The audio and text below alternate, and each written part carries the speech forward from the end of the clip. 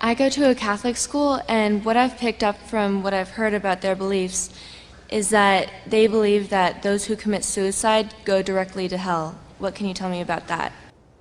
I wish I had an absolute answer to give to you. I just say this: I wouldn't want to meet the Lord after I have taken my life.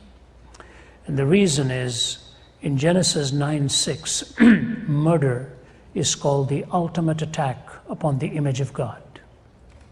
That's what murder is. You have violated the image of God. So if I violate the image of God in someone else, or I violate it in myself, it is the ultimate act of lack of faith. And without faith, it is impossible to please God. So I would say I wouldn't want to meet him on those terms.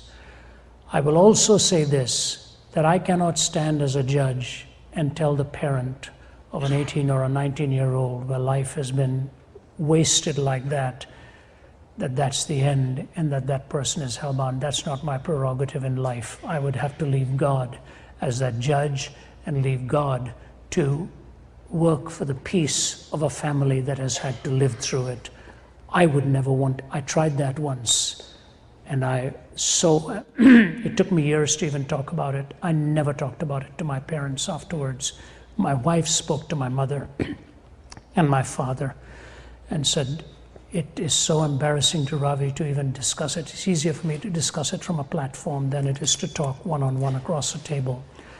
The fact that I tried to take my life is a devastating thought to me.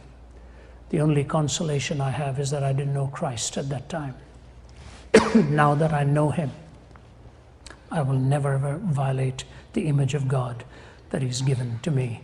And I just pray that in pain or in struggle or whatever, in Romans 14, it tells you about eating food, about one day being more sacred to one than another. It gives you all of these things. And it tells you this: whatsoever is not of faith is sin. What it really means is, if you violate a conviction that God has placed in your heart clearly, it's a sinful thing to do. If anybody is toying with the idea of taking their life, that's what I would say to them. Don't even think about it. It's the most sacred gift that God has given to you. Don't use your freedom to violate your freedom. The eternal destinies are in the hands of God, but the moment is for us to choose and select. Let us not violate what God has given to us as a sacred gift. It is a privilege that is entrusted. Trust him through the wildest twists and turns.